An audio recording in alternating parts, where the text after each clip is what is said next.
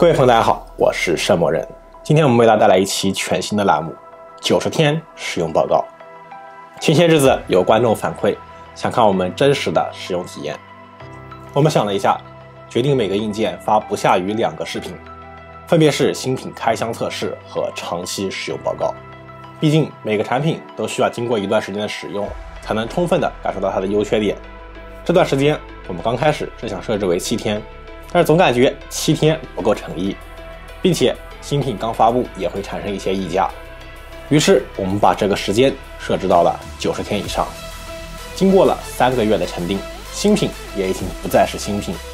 在未来的时间点看过去的产品是一件很有趣的事情。90天以前的产品能否承受得住这段时间内不断发布的更多新品的考验呢？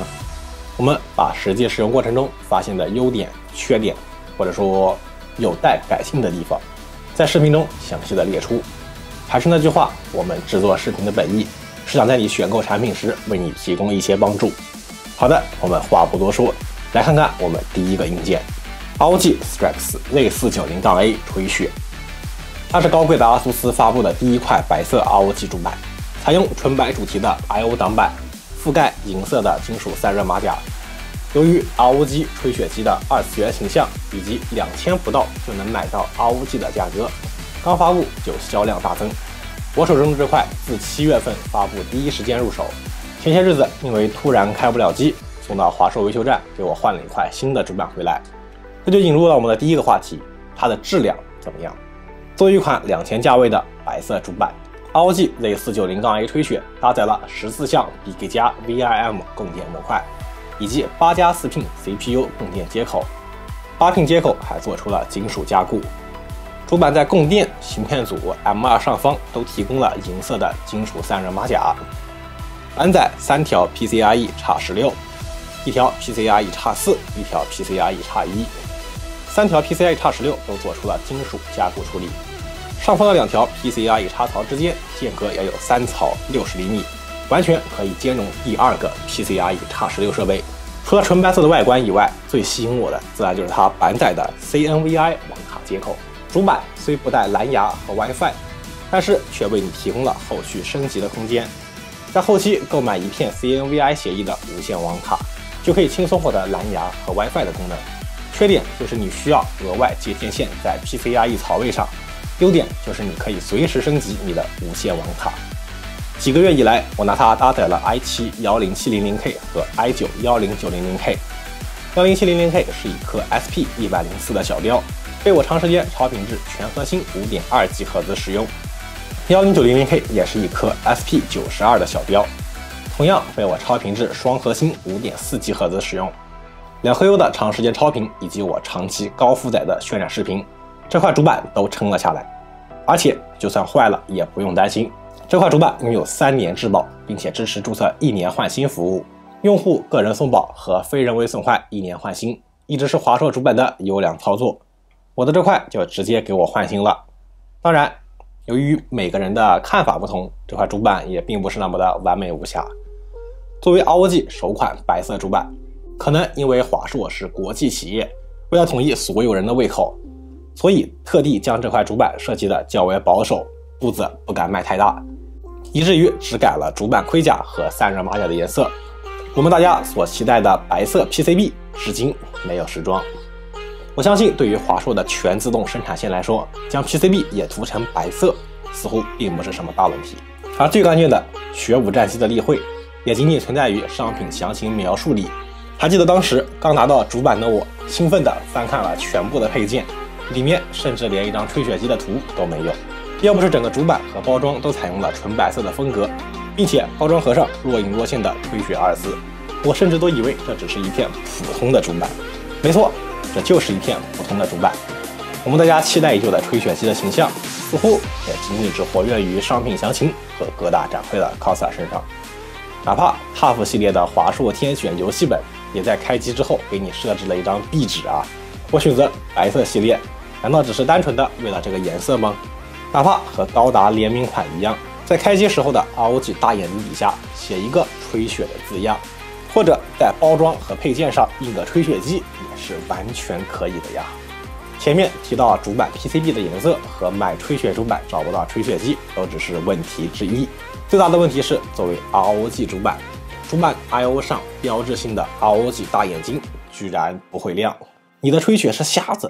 我经常被人用这句话调侃，总感觉它比眼睛只有一个颜色的 ROG Z490-H 定位还要低。总结一下，设计方面，纯白色的外观的确焕然一新， PCIe 插槽加固也值得一夸，而且拥有足够的升级空间，后期升级也十分方便。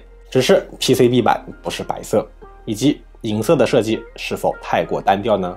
质量方面，供电和散热给的也是比较充足，对得起这个价格，同时也经得起 i7 和 i9 的日常超频。服务方面，拥有3年质保和1年换新，并且支持用户个人送保，华硕包单程运费，售后处理速度也比较快。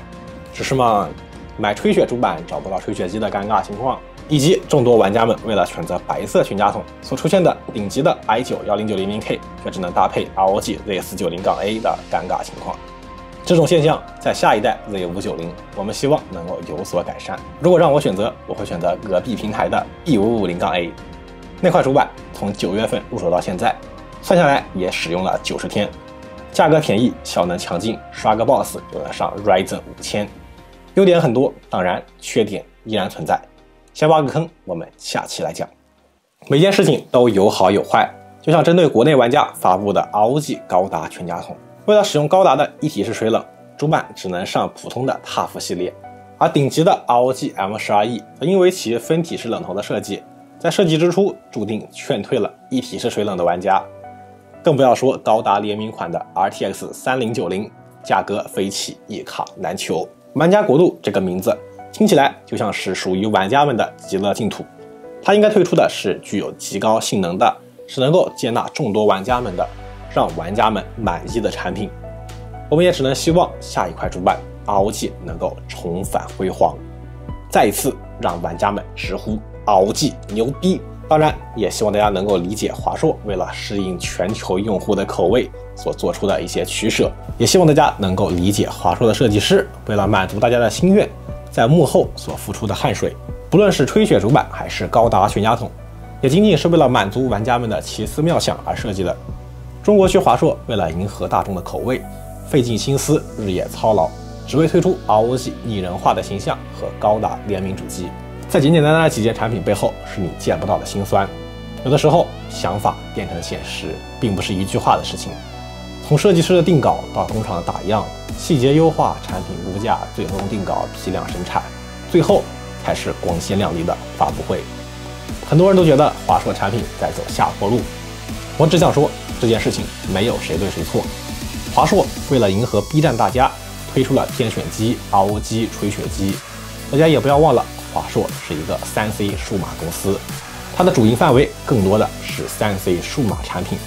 我觉得多给它一些时间，也多给它一份信任，相信华硕在无限的进步之后，能成为真正的万家国路。这期视频说是主板的使用报告，更多的是通过主板看华硕在新兴领域的一次尝试。好的，那么这是本期视频的全部内容了。喜欢的话，不要忘了点赞、投币、素质3连。也不要忘了点个大大的关注，你们的支持对我非常重要。这里是上博人，我们下期再见。